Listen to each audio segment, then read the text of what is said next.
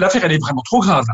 Il faut quand même que les Français se rendent compte de ce qui est en train de se passer. Alors en ce moment, on est en train de gérer la pandémie, mais ensuite, vous avez vu que ce que Macron est en train de programmer, il est en train de nous essayer de jouer les pères de la nation en disant « faites-moi confiance pour la suite ». Mais comment peut-on faire confiance pour l'avenir à quelqu'un qui s'est à ce point trompé sur tout et qui n'a rien prévu au drame que nous vivons? C'est-à-dire que maintenant, en France, il y a vraiment deux camps. Il y a d'une part ceux qui n'ont toujours pas compris que la construction européenne est en train de nous entraîner au désastre, et puis il y a les autres personnes qui sont de droite, du centre, de gauche, et qui, eux, se rendent compte qu'il y a un problème. Eh bien, moi, je dis que nous devrions tous militer pour demander qu'il y ait un référendum sur le Frexit pour que la France reprenne sa souveraineté. Regardez d'ailleurs, c'est un phénomène continental. Vous avez vu que, par exemple, en Italie, maintenant, les partisans de la sortie de l'euro et de l'Union européenne sont majoritaires parce que les Italiens, ils ont vu à quoi s'en tenir sur la prétendue solidarité européenne.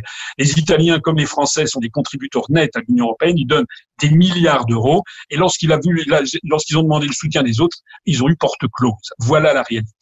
Il y a des mesures très concrètes à prendre, mais d'ores et déjà. D'ailleurs, une certaine partie d'entre elles ont été prises. Il faut le reconnaître. Tout n'est pas mauvais. Vous avez les gens qui sont des salariés de la fonction publique, les fonctionnaires, ou bien des salariés de grands groupes. Eux, ils continuent à recevoir leur salaire, ou éventuellement, ils vont avoir des parties en chômage partiel. Mais ceux qui sont des entrepreneurs à leur compte, des auto-entrepreneurs, ils vont faire quoi? Ils vont se retrouver devant une situation dramatique. Alors, je vois qu'il y a d'ailleurs de l'argent qui va être débloqué pour les indépendants, mais il faudrait prendre des mesures qui, à mon avis, seraient de bon sens. Par exemple, les reports de toutes les cotisations sociales et fiscales. Par exemple, interdire aux banques de facturer des agios ou des frais de tenue de compte à toutes les entreprises, par exemple, faisant moins de 1 ou 2 millions d'euros de chiffre d'affaires. Il faut savoir ce que l'on veut. Hein. On parle de solidarité nationale ou pas. Voilà. Qui est-ce qui fait tourner aujourd'hui la Maison France? Hein?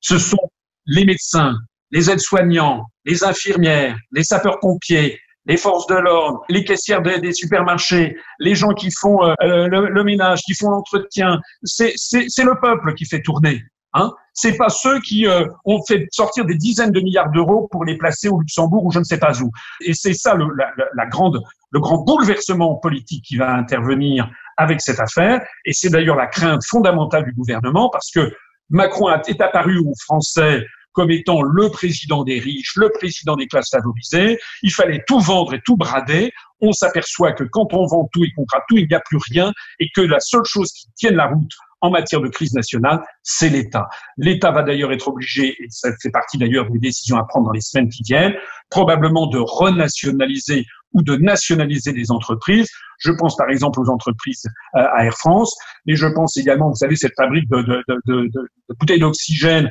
devrait être nationalisée. Je pense qu'il y a des laboratoires pharmaceutiques qui devraient être nationalisés. Moi, je suis là favorable à ce que tous ceux qui veulent défendre la France puissent non pas faire une alliance, on sait très bien ce qui nous divise, mais au moins que sur une simple question référendaire, on demande tous au président de la République de demander l'avis des Français. Je pense que cette pandémie va imposer cette question en France, comme d'ailleurs dans d'autres pays de l'Union européenne. Ce que je pense, c'est que les gens, étant confinés chez eux, ont le temps de la réflexion, ils se retrouvent éventuellement en famille, et puis ils ont à l'esprit que c'est la mort qui rôde. Hein, c'est un peu comme dans les 10 commandements, la pestilence. Donc les Français sont dans une situation, à mon avis, psychologique très particulière. Ils sont en train de revoir les valeurs sur lesquelles est bâtie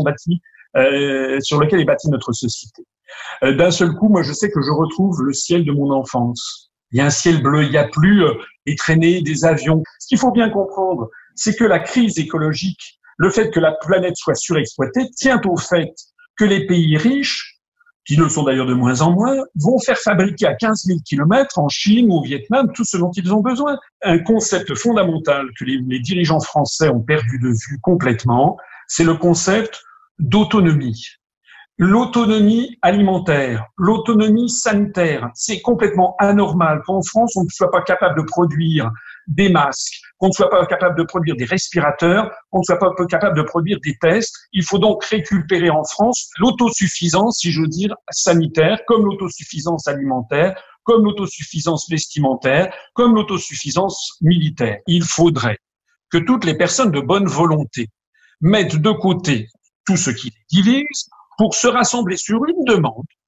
Une demande.